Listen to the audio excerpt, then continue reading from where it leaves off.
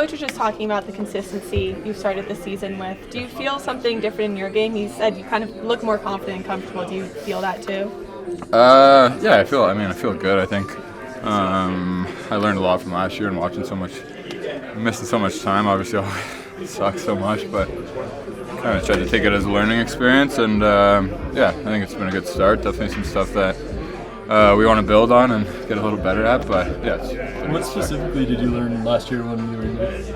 What's that? You said that you had a lot of time to sit there and learn and figure things out. Is there anything specific that? Not really. I think it's just like a different perspective. Like when you're in the game, you just see everything differently, and sometimes you just get too in it.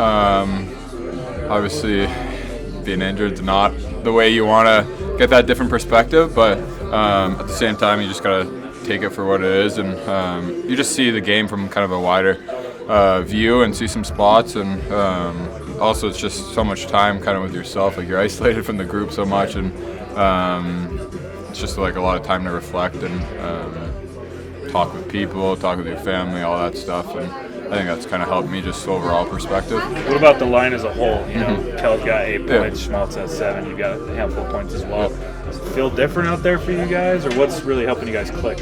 No, I think we had a great run 2 years ago. We kind of went on a stretch there where we're all playing together, building chemistry. Obviously, last year I missed a lot of time, and when I was in, we were kind of in and out. I think we had a pretty good start last year as a line. So I think it's just kind of building off that, and also I think we all work on our games a lot, and those two are stars in the league, but they're still continuously working on their game to get better and find an edge. So I think it's just a culmination of growing that chemistry we had in previous years, and also each of us as individuals trying to get better. Away from the play, just as technically a new team, I know you guys worked together last year, obviously, but just building tradition and culture for a new franchise, what's that been like? Do you guys have anything new that you're doing as a Utah team that you didn't do in Arizona? Pre-game, post-game, that type of thing? It's a good question. I think like we do like the game ball with the basketball is obviously. Where did that come from? I don't know how it really started. I think kind of first wins, obviously, when you give it out. It's not really a preseason thing, so obviously some of the Jazz guys were there after. Ryan Smith was there. I don't know if that was like a thing the guys came up with beforehand, or it was just kind of a spur of the moment. Did they give you the ball, the Jazz, or? I don't even know. I wish I knew how that came together. I think like the cool thing, first home game, first win, we were able to give that puck to Ryan, which was really cool, just with all he's put into making this work. And it's honestly like, I think everyone's probably said it, but it's crazy in 5 months what they were able to do, and everyone behind the scenes. So it's just special to kind of give our little bit of thanks there for that moment. I'm trying to think of other like. Is Tipsy the victory song? yeah. Is it just because he played the concert the first night, or? I think so. I think it was something to do with that. I think a lot of that stuff is less like premeditated than it maybe seems. It's just kind of spur of the moment, and then you try to stick with it for the year. But yeah, that's what we're running with for now. You talked about how Schmaltz and Kells are stars. Obviously, Keller's a 4-time All-Star. Yeah. What makes him an All-Star? Like, what does he do out there on the ice? Maybe the little, obviously he's scoring goals, he's getting small kind of detail things does he do so well? I think like his hockey IQ is so elite. I mean, I think it's hard to find like a hole in his game. Obviously, everyone sees him as an offensive superstar, which he is, but at the same time, like he's you can trust him in the D zone. He's such a smart player that like coaches, everyone's confident when he's out there against anyone, and you want him in those situations. He'll play 5-on-6 at the end of the game. So like I think the overall game, something that's maybe not highlighted as much with him always, but I think it all starts with kind of his hockey IQ and his skill sets. Obviously, it's like world class, but I think really what makes him so good is his hockey IQ and his competitiveness. What's the message around like team defense right now, like with all the injuries and young guys coming up and guys playing bigger roles and stuff? Not that you're a defenseman or anything, but everybody has to chip in. What's kind of the message around the team there? No, I think it's just defending as a 5-man unit. Obviously, sometimes you look at the D-man, you're like, oh, whatever, people think it's just their job or whatnot, but I think it's all like kind of, especially now with how teams attack as 4-man units and the movement in D zone, it's kind of all that 5-man collection that you need to be an elite defending team. And I think the guys who came in obviously with those injuries have done a hell of a job, and it's just communication, getting everyone comfortable and on the same page and having the same reads. Are there 2 or 3 things that you could point to that really helped you guys with this hot start?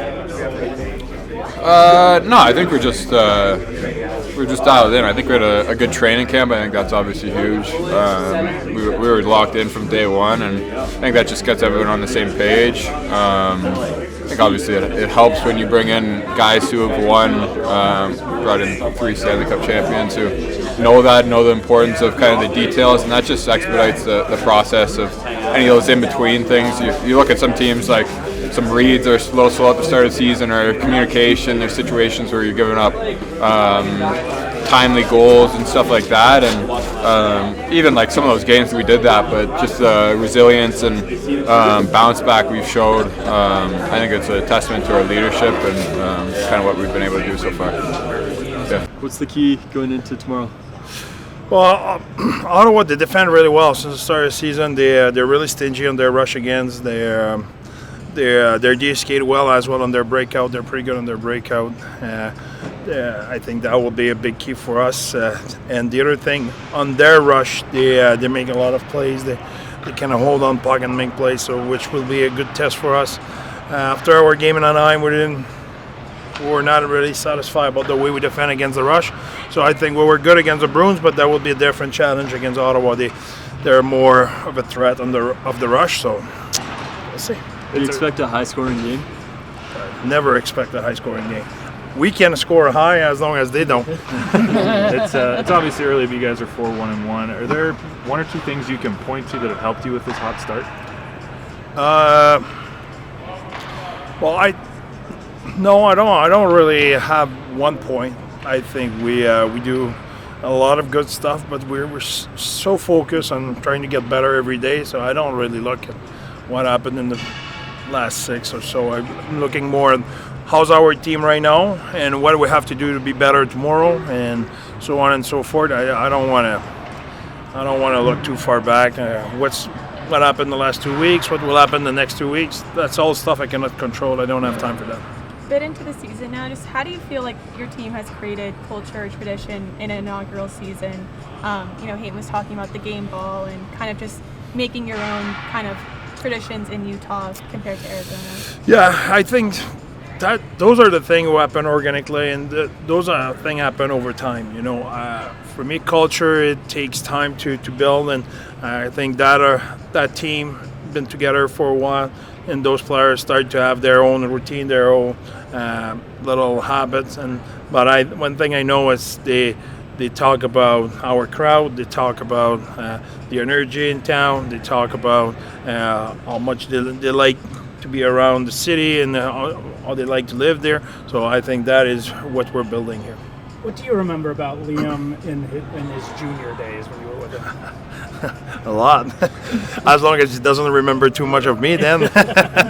No, he's such a quality human being. I think, Liam got drafted by a team, Rimouski, who's French community. Played there for about a year and a little bit more, and he had a no trade clause, and we made a trade for it, and he accepted the trade, and he came in another French community, and when he arrived with us, he was already speaking French, and he already connect with the people, and it's the kind of person he is. It's unbelievable. He's really tuned in on his development, really tuned in on what he wants to be better. He has intention on everything he does. He just he's focused on the right thing. He's not working on just to work. You work on specific thing. It has to make him a player, and I think he made his way to the NHL that way. And since then, he built himself a lot of credibility. How special was it to for you guys to like reconnect at the NHL level? I think we like each other. In that when I arrived in AZ, OB was free agent at the time, so I had a chat with him, and I think he knew what I thought of him. We had a connection, and he knew I will give him every opportunity. But having that said, he created those opportunities, and he earned everything he got. It's not like if I give him anything, it's a business. The way it's not a feel-good business. It's you need to earn it, you need to deserve it, and he did all of that. I just have a high level of trust for him. You talked about wanting to do a rotation with Carconi and O'Brien. And the fourth line, is Yamamoto kind of making it harder to be a two-man rotation? Yeah, absolutely. He made it. He had his chance last game. He made good on it, and he created even harder work for the coach, which is great. Do you see doing a three-man rotation instead of two now, or how are you viewing that? We'll see. We'll see with the time. I think we don't want to look too far ahead. I think Yami earned the right to be in the lineup tomorrow, so he will be in the lineup tomorrow, and we'll go from there. Coach, obviously, with the newfound depth of this team and all the rotations going on, it can be easy for players to easily get frustrated with the lack of playing time. But how have you kind of seen this team? It seems like the team has gotten closer rather than become divided over playing time. Like how have you seen that over the past few games, especially? You have two ways you can react to adversity or in competition. You can crumble or you can rise. I think our team rise. I think you see the competitiveness of those guys. They're good they're great teammates, but they want to play, and they will create a great energy in our team. And I think what's is good as well is the player in the room has such a high respect for those guys. They know those guys can play on a regular basis, so that brings the best out of everybody.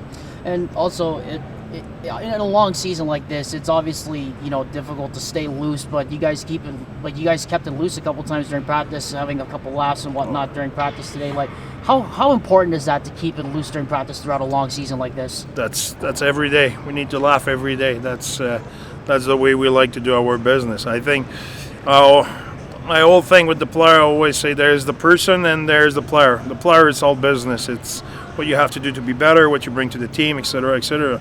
But the person, it's a personal relationship. I always say when I walk in the lounge upstairs, I like to chirp. I get chirp. That's the way it is. But when we get in the video room, now it might be business. Now it might not be as fun.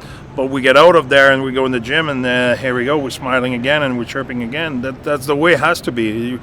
It's not because it's the best league in the world and this extremely competitive environment we cannot have fun. We're serious about our business. We're really competitive, but we can do it with a smile. What's the best chirp you've heard? Sorry? What's the best chirp you've heard? I need to write a book on this one. I have a lot of those. Give us one. No. I don't want to be offline. Keller's been great to start. What makes him an all-star caliber player? Boy, his competitiveness. You watched practice today. Power play was not so good. You saw how competitive he was. He doesn't. Whatever it's practice day, it's morning skate, it's any time. He doesn't accept anything but excellence. So that made me smile. That's the best coaching is always coming from the player. So when your best player or your leaders are raising the bar, that's what you want.